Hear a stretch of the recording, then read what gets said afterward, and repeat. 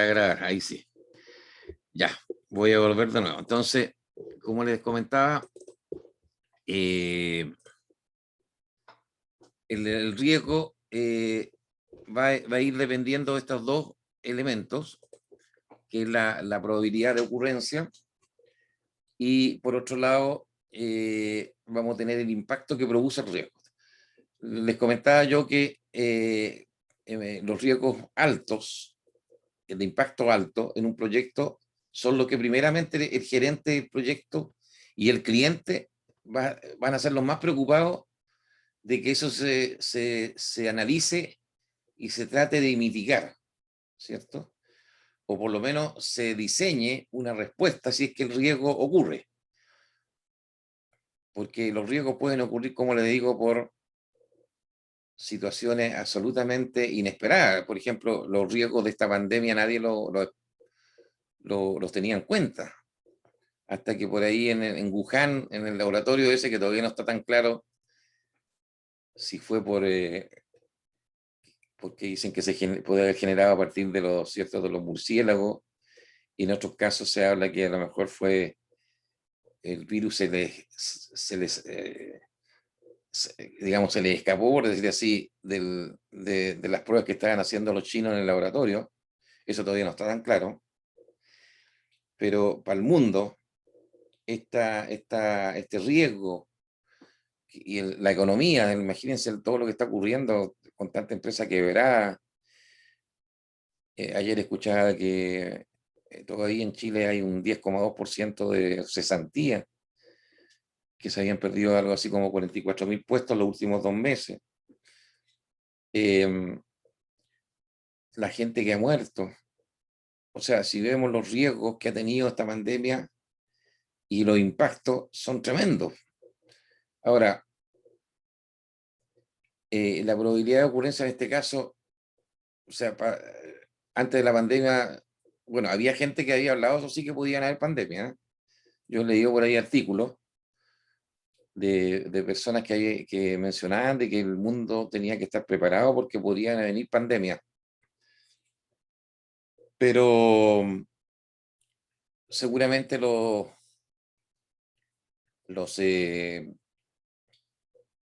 las respuestas a esa situación no se pensaron bien, porque ustedes han visto que en todos lados se cuece nada, como dicen por ahí el dicho, en el sentido que los gobiernos no han dado buenas respuestas a esta pandemia.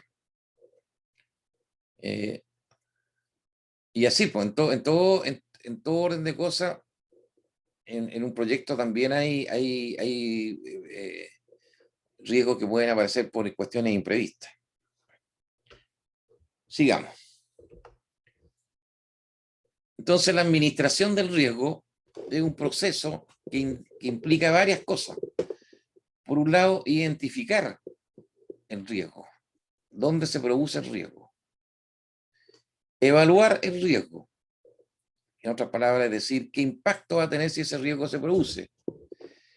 Cuantificarlo, llevarlo a un número. ¿Ya? Es como cuando uno cuantifica, por ejemplo, el crecimiento de un país. ¿Ya? Con eso los economistas van midiendo ciertas variables de inversiones y ciertos elementos que tienen que ver con el desarrollo del país. O cuando uno cuantifica, por ejemplo, el endeudamiento que tiene la familia en un país. Eso también da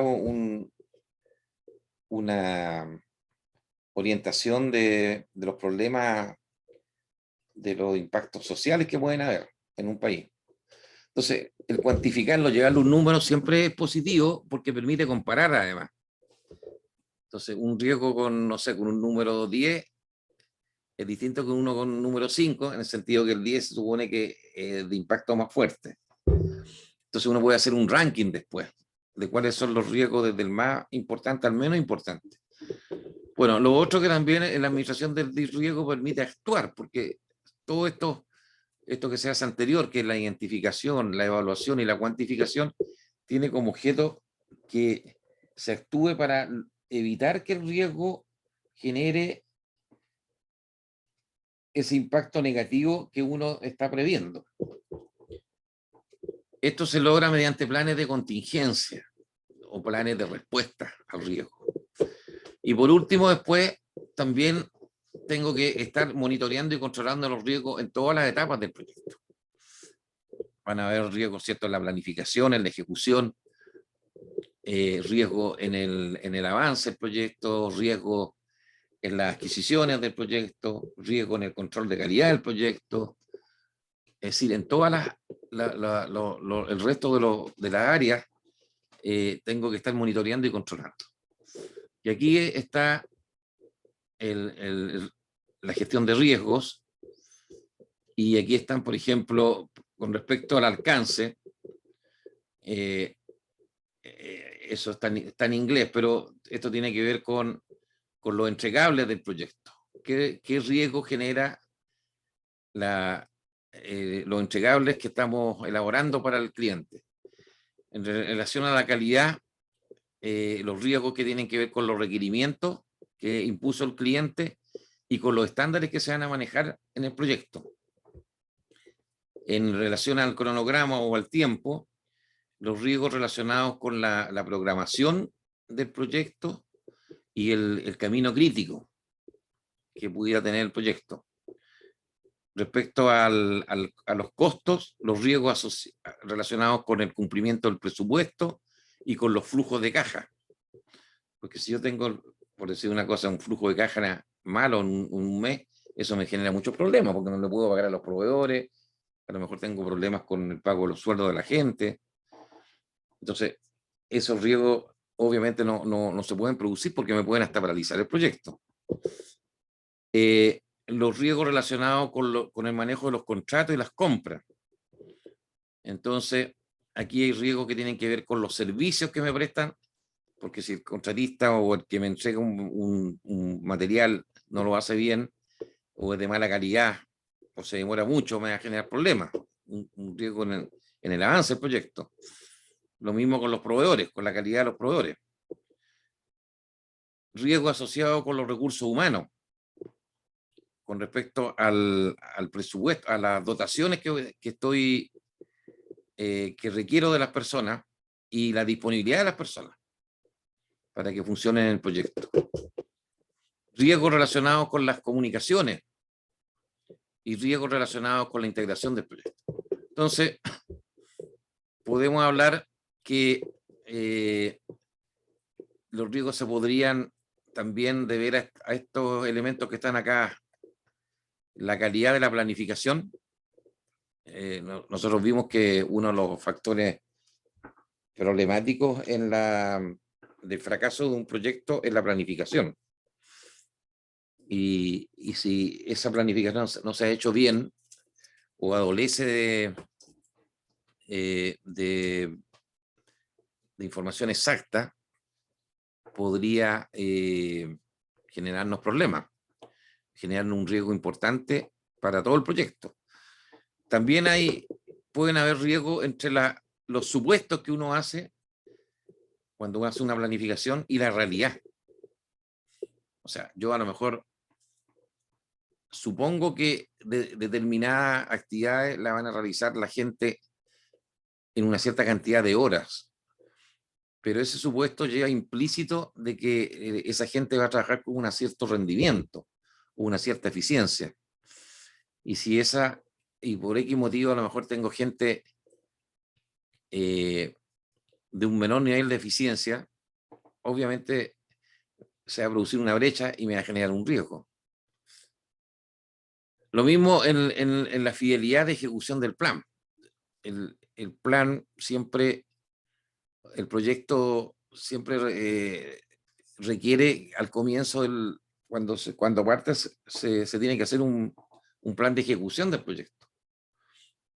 Pero nuevamente, una cosa es lo que se escribe y otra es lo que se hace, ¿cierto? Y eso tiene que ver con la cultura muchas veces de las organizaciones. Yo puedo tener ganas de ser una buena persona, ahora lo voy a llevar al ámbito de las personas. Uno a veces tiene ganas de ser muy buena persona, pero muchas veces uno lo traiciona su propia personalidad, Entonces yo no soy tan buena persona porque soy intolerante a lo mejor. O me enojo muy rápidamente. O soy violento para reaccionar frente a algo que no me gusta. Bueno, lo mismo pasa también con los proyectos. A veces uno tiene muy buenas intenciones de hacerlo bien, pero por X motivo, cuando llega la hora de los cubos de hacer las cosas en la realidad, no hay una fidelidad. Hago las cosas a medias. O la hago de una manera distinta a como estaba pensado. Entonces eso me genera obviamente un riesgo. Bueno, aquí hay una curvita que es interesante, que tiene que ver con el riesgo a través del ciclo de vida del proyecto. Entonces aquí están todas las fases del ciclo de vida, desde la concepción del proyecto, el desarrollo, su implementación y el término del proyecto. Y aquí en este eje están el riesgo desde más bajo a más alto hasta acá arriba. Y acá está el costo desde cero hasta una cantidad hacia arriba, más alta. Entonces lo que dice es que los riesgos y las oportunidades siguen esta curva. O sea, en la medida que está partiendo el proyecto, está en su concepción, el riesgo es más alto y disminuye en la medida que está terminando. Obviamente que eso es así, porque cuando estoy concibiendo el proyecto, si planifiqué mal el proyecto o lo concebí mal desde el punto de vista técnico, aquí ya eso va a tener un impacto tremendo para el resto de la ejecución del proyecto. ¿Ya? Lo mismo con lo que está en juego desde un punto de vista de los costos. Aun cuando aquí el riesgo es alto, la influencia, el impacto que tiene en términos de costo es bajo. Y en la medida que vamos a la fase de implementación, que es donde normalmente se ocupan los mayores proyectos, esto tiene una curva más pronunciada.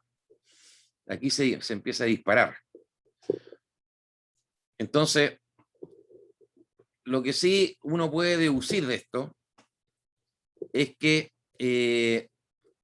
cuando yo tengo que generar un proyecto que tenga buenos resultados, es muy importante hacer el análisis de riesgo, porque aquí se ve que hay una influencia en las distintas fases del proyecto. Por eso que todo proyecto bien manejado tiene que tener un profesional experto en gestión de riesgo, tiene que tener procedimientos de gestión de riesgo, tiene que tener criterios para analizar los riesgos y mitigarlos. Es decir, no se puede dejar eso al azar.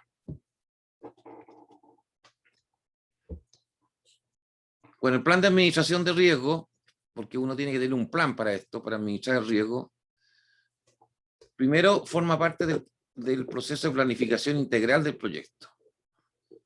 O sea, en la planificación, cuando uno hace la planificación al comienzo, debería integrar los riesgos. Por eso que normalmente en la práctica lo que se hace es construir una matriz de riesgos del proyecto al comienzo del proyecto. Se hace un taller en que normalmente se reúne la gente del equipo de la empresa que va a ejecutar el proyecto con el equipo del dueño del proyecto o del que está encargando que se haga el proyecto. Por ejemplo, estamos haciendo una planta concentradora de cobre nueva y el dueño es Codelco, tiene su propio equipo y supongamos que el proyecto lo va a hacer la empresa Sigdo Copper, una empresa chilena de alto nivel. Entonces se reúne el equipo de Sigdo Copper con el equipo de Codelco. Y entre ambos construyen una matriz de riesgos para todo el proyecto. Normalmente ese taller puede durar un día, 2 días, depende de la complejidad del proyecto. y lo hace un profesional externo que maneja el tema. Y con eso se hace el levantamiento de todos los riesgos que podría tener el proyecto. Bueno, este plan tiene que describir las tareas relacionadas con la identificación de los riesgos, el análisis de esos riesgos en términos de la probabilidad de ocurrencia y del impacto, la evaluación, su cuantificación, la respuesta y control de los riesgos. Bueno, está claro que cualquiera de todos estos elementos que yo haga tienen que también hacer cumplir esto que está acá. Tengo que tener un equilibrio entre lo técnico y lo que es el negocio. Porque el que ejecuta el proyecto, obviamente quiere hacer un proyecto que salga muy bien y que le deje contento y feliz al dueño. Pero también tiene que dejar contento y feliz a los dueños de la empresa en la que yo trabajo, desde el punto de vista que ese proyecto le está generando utilidades a la empresa. O sea, tengo que tener siempre en cuenta que tengo que tener un equilibrio entre lo técnico y lo que le voy a entregar al que encargó el proyecto, pero también tengo que cuidar las lucas, la productividad y la eficiencia de mi equipo para que sea el proyecto rentable para mi empresa, donde yo trabajo y que es la que obviamente también quiere generar su utilidad. Ese equilibrio no es tan fácil. Por eso que el gerente del proyecto tiene que ser una persona ya con harta experiencia y tiene que haber visto hartas cosas previas a asumir ese tipo de cargo. ¿Hay dudas o consultas hasta el momento? ¿O está Yo claro? tengo una, o sea, sí está claro, profe, pero mi duda es que siempre se identifican al comienzo o igual puede que, no sé, pues se presente algún riesgo a la mitad del proyecto. Ah, no.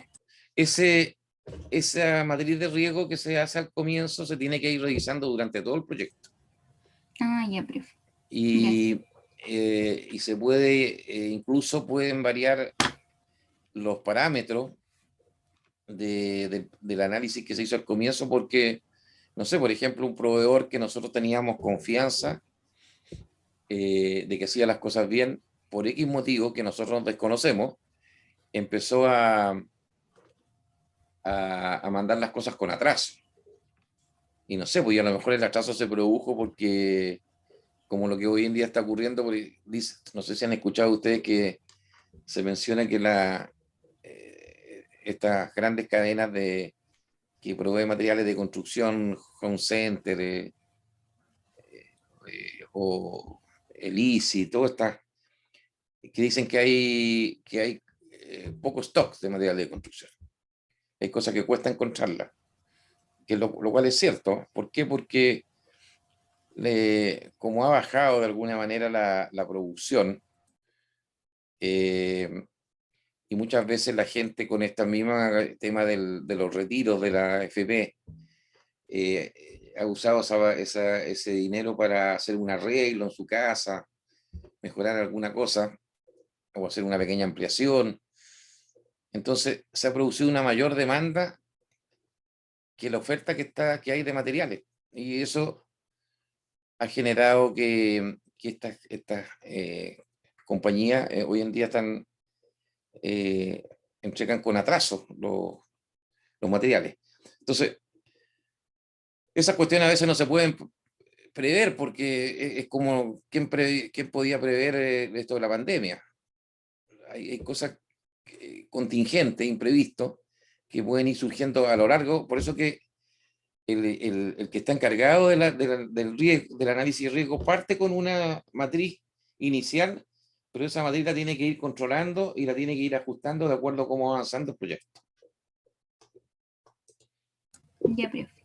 ¿Ya? Aquí hay un modelo de lo que podría tener porque este es un documento, este plan se tiene que transformar en un documento que lo hace la persona que está encargada de los riesgos del proyecto. Y obviamente tiene que estar consensuada por el gerente del proyecto y el resto de la gente. Pero normalmente hay una introducción en que hay un resumen, qué documentos son aplicables y las definiciones pertinentes, cómo está organizado el área de riesgo, y cuáles son sus roles y responsabilidades, qué hitos están programados y cuáles son las revisiones que se van a hacer para ir haciendo verificaciones. Después hay un área que tiene que ver con la identificación y evaluación de los riesgos, otro con el análisis y mitigación o reducción del impacto, y los apéndices. Entonces la evaluación la puedo hacer a través de encuestas, también lo puedo hacer a través de terreno, a través de modelos de evaluación de riesgo. Hay una serie de herramientas que yo aquí no la estoy pasando, pero es bueno que ustedes sepan que existen modelos de evaluación de riesgo, hay niveles de evaluación y tratamiento, árboles de riesgo. Aquí nos metemos en un mundo que ahí yo haría entonces la segunda, de la tercera, cuarta y quinta derivada. El que se mete en el tema de los riesgos tiene que empezar a aprender de modelos, tiene que aprender de árboles de riesgo y métodos de niveles de evaluación. O sea, estos son profundidades del tema. Lo mismo acá en la análisis y mitigación. Hay métodos de mitigación, hay distintos métodos de análisis, etcétera. Solamente lo muestro como para que se sepa que hay que tener un plan bien concebido y que se va a transformar en un documento de apoyo a la gestión del proyecto. Entonces podríamos hablar que en forma general un riesgo cualquiera se define y calcula como una combinación de las probabilidades, el P sub I, de ocurrencia de un evento con el impacto o consecuencia para la gestión del proyecto. Entonces, esta probabilidad puede aparecer de una base de datos estadística, ¿cierto? En que yo tengo históricamente, no sé, yo por ejemplo soy una empresa constructora y le compro el hormigón a Cemento Melón o Ready Mix o cualquiera de estas compañías que venden, y llegan los camiones, esos tolvas, ¿cierto? Con el hormigón y lo van vaciando en los distintos lugares donde se tiene que colocar el hormigón. Y a lo mejor estadísticamente sé que de cada 100 camiones que me manda Ready Mix, 2 vienen con problemas. Cuando he hecho después los análisis de resistencia al hormigón, me doy cuenta que hay problemas. Entonces ahí hay una probabilidad, el 2% de los camiones. Entonces va a tener que tener cuidado de que antes de vaciar el camión, yo tengo que tomar una muestra de lo que trae el camión y analizarlo, y si no, devolver el camión al proveedor, porque no viene con las condiciones adecuadas. Y lo otro es el juicio experto, o sea, ya estamos hablando de la gente que tiene mucha experiencia, tiene una especialización muy grande en determinados temas, y que en base a eso puede definir una cierta probabilidad. Y el impacto siempre puede ser normalmente negativo, por lo tanto va a implicar un costo de remediación. Por ejemplo, el impacto es que el hormigón,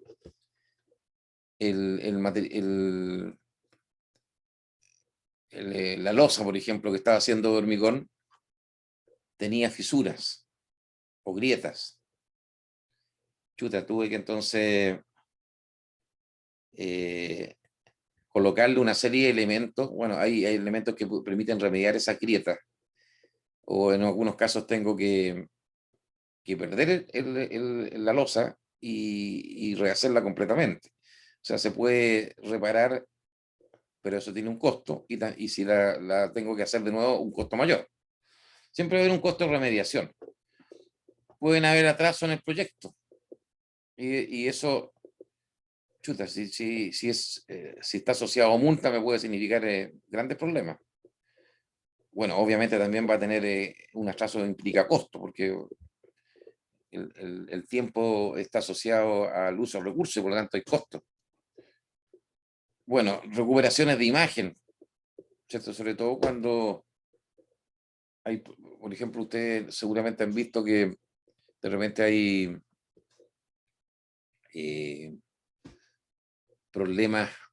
Años atrás me acuerdo que ocurrió allá en Santiago, por lo menos, en uno de los locales que tenía McDonald's, ocurrió que un grupo de personas se intoxicó.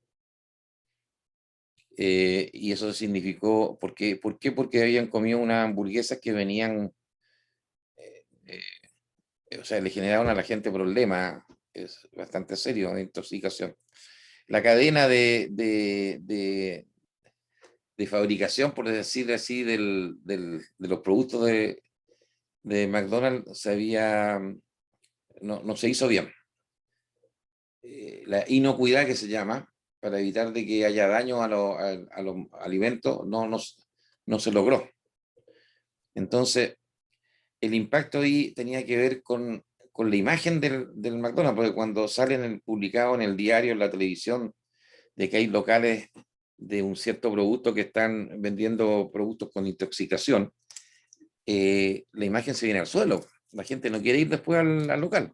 Ese local me acuerdo que se tuvo que, se cerró como 2 o 3 meses, y la empresa McDonald's tuvo que hacer una serie de esfuerzos para lograr dar confianza nuevamente a la gente, pero tuvo que pasar como un año en eso, para que eso ocurriera.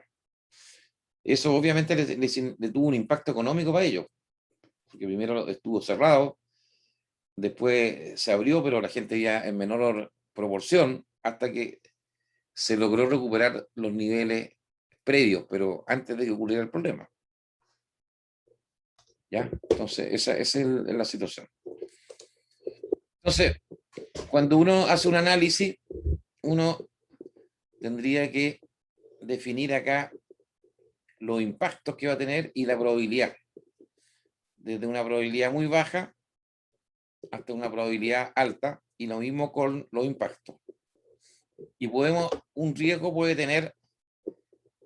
generar amenaza y puede generar oportunidades. Ya, imagínense la gente que trabaja en la bolsa, compra acciones y en algunos casos es una oportunidad porque le va a dar muchos dividendos y va a ganar harta plata, y en otros casos, si no hizo bien el análisis, puede ser una amenaza, puede perder mucho. Bueno, lo mismo pasa con distintas opciones que se van dando en los proyectos. Pueden haber oportunidades, amenazas, y para eso es importante hacer este análisis. Esto lo vamos a ver un ratito más, o sea, no sé si ahora o en la clase del jueves, pero aquí uno puede ir cuantificando, ¿ya? Entonces, si ustedes se fijan, el 0,18 es la multiplicación del 0,2 por el 0,9. O sea, el valor del riesgo es la multiplicación de la probabilidad multiplicado por el impacto. Entonces, aquí se sostiene para la amenaza, en la zona que está en rojo serían los riesgos más fuertes. Bueno, cada uno de estos riesgos obviamente está asociado a alguna situación. No sé, por ejemplo, de que los equipos que encargamos y que se tenían que fabricar en Alemania no llegaron a tiempo. Estaban previstos que tenían que llegar el 20 de febrero y llegaron a fines de abril. Chuta, o sea, se demoraron 2 meses más. Ese es un riesgo alto. Ahora, la probabilidad de que llegue eso, a lo mejor inicialmente no pensábamos que iba a ocurrir eso, porque ese proveedor antes no nos había dado problema, pero pero empezó a dar problemas y por lo tanto el riego que probablemente está acá en zonas más bajas, estos colores distintos acá, se fue para allá para el rojo, ¿cierto? Y lo mismo acá, entonces yo aquí puedo distinguir lo que es más importante de lo menos importante. Eso es una cuestión relevante porque aquí hay que aplicar la regla de Pareto, acuérdense, que dice que el 20% de los problemas, o sea, el 80% de los problemas se basa en causas originadas por el 20% de ciertas situaciones. La regla del 80-20. Eso permite separar lo más relevante de lo menos relevante. Y aquí esa es la misma situación. Profe, ¿el impacto está evaluado en términos económicos hoy?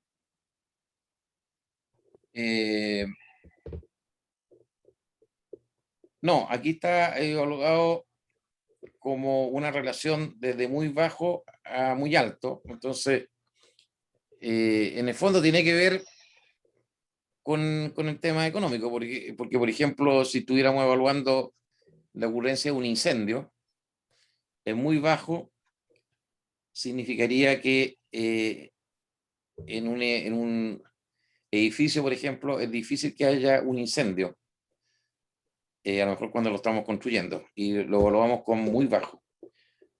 Pero si estuviéramos en un edificio de hormigón armado, me refiero, ¿ah?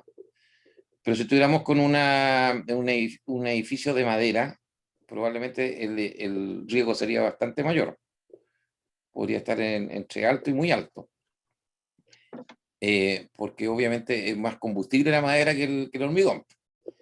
Ahora, esa madera, si yo tengo un buen circuito de protección y detección de incendio, con sensores que prevean cuando va a comenzar el incendio y con una red húmeda que se llama, para atacar el momento en que se produce el incendio, a lo mejor puede reducirse también el impacto.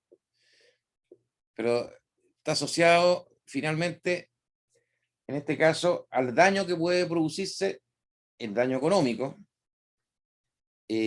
porque el incendio se generó. ¿Se entiende? Sí, profe. Entonces, bueno, en algunos casos puede no ser económico, ¿eh? Puede ser problema el tema hoy en día del riesgo de perder vías con la pandemia. También ahí hay toda una situación con esto de chuta, hacemos cuarentena, damos movilidad, no damos movilidad, cerramos la frontera, no cerramos la frontera, abrimos los restaurantes, no los abrimos.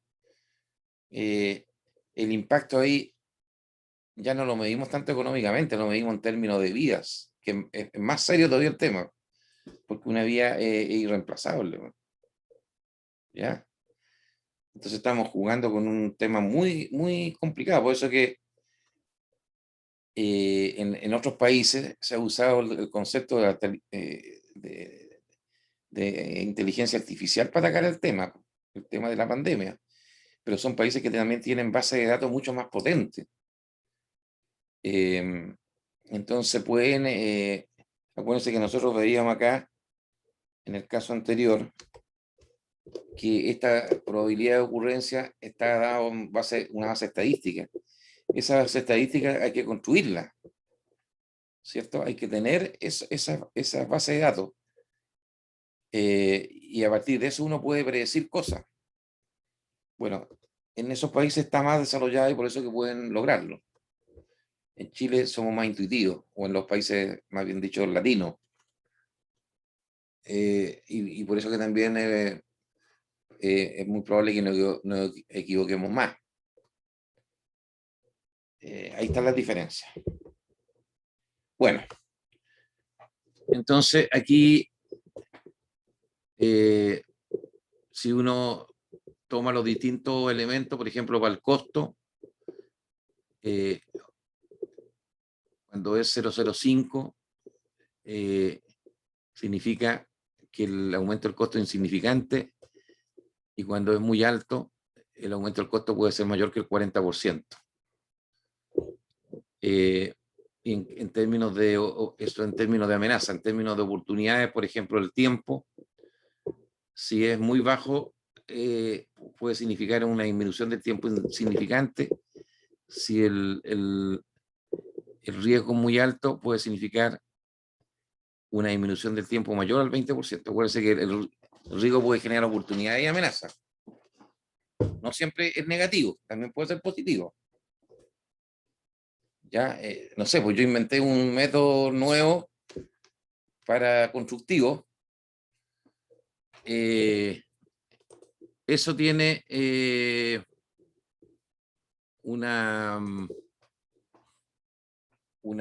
puede tener un sentido positivo o negativo dependiendo cómo se vaya a aplicar ese nuevo método.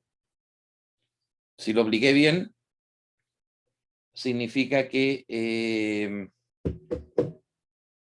probablemente me mejoraron la eficiencia y me mejoraron los tiempos. Si lo apliqué mal, va a ser al revés. Bien. Veamos algunos riesgos típicos que se producen en un proyecto. Ya, y esto lo vamos a ver para un proyecto, por ejemplo, de ingeniería o construcción. Pueden haber riesgos relacionados con el aseguramiento, la calidad de los entregables del proyecto. Por ejemplo, un riesgo sería que las metas de desempeño sean poco realistas. O sea, yo supuse que para hacer un plano, por ejemplo, un plano eléctrico de detalle, entre la hora hombre que ocupaba el proyectista, el que hace el plano, y el ingeniero, iba a ocupar 25 horas hombre. Pero resulta que en el equipo que estoy trabajando, tanto el ingeniero como ese proyectista son personas con poca experiencia. No tienen mucho recorrido, por decir así. Entonces, esa tasa, 25 horas para un plano que es complejo, no es realista. Por lo tanto, la probabilidad de que no ocurra, en realidad se demore mucho más de las 25, la probabilidad es alta. Y ahí tendría un riesgo, ¿cierto? O a lo mejor cumplo las 25 horas, pero no lo hago bien, pues lo hago a media. Y la calidad entonces es deficiente. Lo otro es que la trazabilidad sea deficiente. Acuérdense que la trazabilidad tiene que ver con este mecanismo que permite ir como reconstruyendo la secuencia de los pasos que yo di para elaborar algo. Entonces, si yo quiero llegar a saber, por ejemplo, un plano, en cuántas versiones se tuvo que hacer para llegar a la aprobación final, tengo que tener una buena trazabilidad. Lo mismo tengo que tener una buena trazabilidad para saber los materiales, cómo se fueron ocupando en una construcción. De tal manera que si es que hubiera un problema en el futuro porque falló un material en el tiempo, yo pueda reconstruir hacia atrás cuál fue el material que falló, quién fue el proveedor que lo generó, qué características tenía ese material cuando lo compré, etcétera, y de tal manera que pueda hacer un buen análisis para resolver el problema en forma definitiva. También puede haber riesgo por mala gestión de control documental.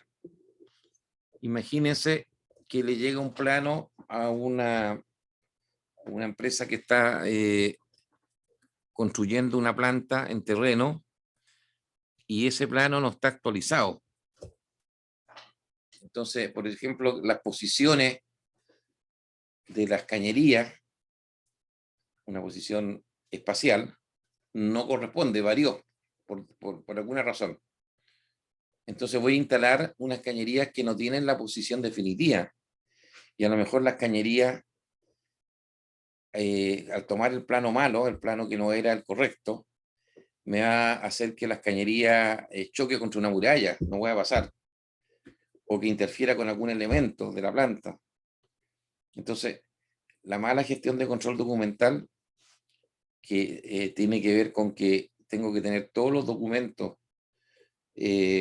controlados desde el punto de vista de la actualización o de la obsolescencia, esa deficiencia me está generando un riesgo en la construcción que a su vez va a generar un costo, porque al chocar las cañerías o no poder pasar porque se obstruyan con algo, voy a tener que desarmar todas las cañerías y colocarlas de acuerdo al plano correcto, y bueno, eso tiene un costo y una pérdida de tiempo. Otra situación que se puede producir es que la gente del proyecto de la gente que está ejecutando el proyecto no respeta los procedimientos.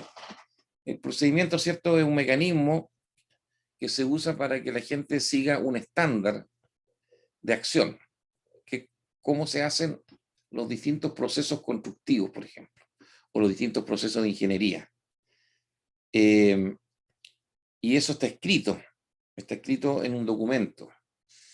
Pero nuevamente se puede ocurrir lo que hemos hablado en otras ocasiones, que está escritas las cosas, pero la gente por su cultura, por su, a lo mejor hasta comodidad, no respeta lo que dicen esos documentos y lo hace a su pinta. Y al hacerlo a su pinta comete errores y falla. Auditorías poco efectivas. ¿Qué significa eso? En todos los proyectos ya de una cierta envergadura tienen que haber auditorías que son revisiones que se hacen de los procesos para verificar de si hay fallas o problemas en la ejecución de esos procesos. Bueno, y esos auditores, que son personas ya con una cierta experiencia y con una preparación, lo pueden hacer en forma efectiva o no efectiva. Si el auditor no es suficientemente sagaz y no tiene la suficiente experiencia, es probable que esas revisiones no generen muchas alarmas y por lo tanto, al no generar alarma, impiden que se hagan las correcciones pertinentes. Pero es porque la auditoría es poco efectiva, entonces se genera un riesgo el que los que hagan la auditoría no sean las personas correctas o no sean las personas con la suficiente experiencia para detectar lo que hay que detectar. Otro riesgo se produce por el ineficiente manejo de las no conformidades y las oportunidades de mejora. Una no conformidad es un incumplimiento de algo, de un aspecto normativo de la norma ISO, de algún procedimiento que tenga la empresa, de alguna norma de ingeniería, etc.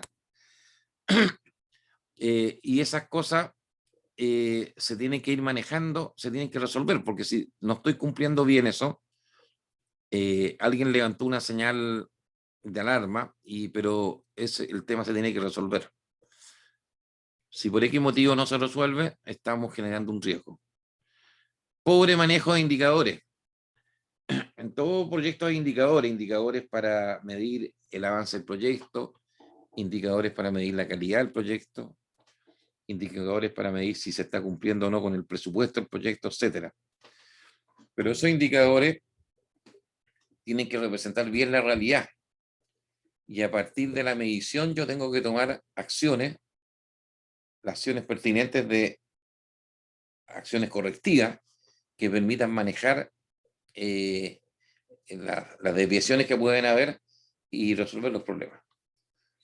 Si ese manejo, tanto en medición como en las respuestas, no es correcto, por supuesto, el indicador ya no está cumpliendo con su objetivo, que es darnos una señal de que las cosas no se están haciendo bien para que en ese momento hagamos la corrección pertinente. Nuevamente, el mal manejo del indicador me está generando un mayor riesgo. Y lo otro es el control de registros insuficientes. Todos los sistemas de calidad tienen que tener registros. En el fondo son formatos donde uno coloca las acciones o las actividades que se ejecutaron y de la forma como se ejecutaron. Si yo no tengo esos registros suficientes, no voy a poder comprobar, por ejemplo, de que cuando yo estoy haciendo un plano y el cliente me dio me hizo ciertos comentarios de que no estaba de acuerdo con ciertos aspectos del plano, bueno, alguien tendrá que hacerse cargo de esos comentarios, resolver los problemas y mejorar la calidad del plano. Pero eso tiene que quedar registrado para que haya un historial de cómo se construyó ese plano. Bueno, entonces, estos elementos que están acá son elementos que tienen que estar en esa matriz que yo hablaba de riesgo que está al comienzo del proyecto, o de riesgo que se van a tener que ir evaluando durante el transcurso del proyecto. Hay otro riesgo que lo vamos a ver en la próxima clase. Yo no sé si hay dudas o consultas en relación a lo que hemos conversado. No, profe, creo que la Javiera se tuvo que retirar un poquito antes por lo que escribió, que tenía, no me acuerdo por qué, Sí, parece que tiene pero por lo otra, menos, tiene por ahí alguna actividad. pero por lo menos yo no me quedaron dudas. Ya, O sea, se fueron respondiendo en el camino. perfecto. ¿Qué le iba a consultar? ¿Del taller será? Sí, o sea, más que nada unas letras que no me acuerdo qué significaban. El AQC / QA. QC es Quality Control o control de calidad. Y QA es Quality Assurance, es aseguramiento de calidad. Acuérdate que uno, supongamos que tú tienes un soldador que está soldando dos piezas. Ese soldador tiene que tener un procedimiento para soldar las piezas. Ujú. Y si cumple ese procedimiento, eso es una actividad de aseguramiento de calidad. Pero una vez que soldó las piezas, yo tengo que comprobar que esa soldadura quedó bien hecha. Y le tengo que tomar entonces una radiografía a la soldadura. O hay otros métodos que se pueden, tintas penetrantes, hay otros más. Con esos métodos, ya sea la radiografía o las tintas penetrantes, estoy haciendo el control de calidad. Estoy verificando que la penetración, por ejemplo, de la soldadura es buena. Hay una serie de parámetros que uno hace que tiene que definir para lograr que esa fusión de los metales que se produce, porque acuérdate que la soldadura se produce por alto calor, en que hay un fundente que produce la fusión de dos metales. Entonces, hay una acción de aseguramiento que se logra porque el soldador siguió un procedimiento, y hay una acción de control de calidad que se logra con estos otros métodos para verificar que la calidad de la unión fue adecuada. A eso nos estamos refiriendo con QA, aseguramiento de calidad, y QC, que es control de calidad. Ya. ¿Ok? Sí, tomo crédito. Ya pues. ¿Qué más le iba a comentar, profe? Como modo de sensación, no sé si podría ser posible como cuando terminamos estos temas, como por ejemplo de la gestión del riesgo, de la gestión de la calidad, como hacer como mini casos, así como para ejercitarnos un poco, no sé si evaluados, pero o conversarlo en clases como lo hacemos siempre. Ya. Como para tener un poquito más como de roce de repente, porque por lo menos sentí yo que como uno no tiene experiencia, o por ejemplo yo no me había acercado nunca a lo que es como dirección de proyecto, Ajá. entonces como que uno de las evaluaciones comete muchos errores, pues, y en las evaluaciones se pagan, pues. Sí, sí. Ya te entiendo. O sea, hacer un poco más aplicaciones más concretas. Sí, pues de repente cortitas como, no, los casos son muy largos, obviamente, pero por ejemplo como mini casos como en términos generales, como hacer, no sé, la primera derivada, como le llama usted. Ya, ok. No, me queda claro. Voy a tenerlo en consideración para las próximas clases, ¿ok? Ya, profe, muchas gracias. Ya pues. Bien, entonces nos estamos viendo el próximo jueves, que te vaya muy bien. Y Igual, profe, que esté muy bien. ya, igual, que estés bien. Hasta luego. Chao.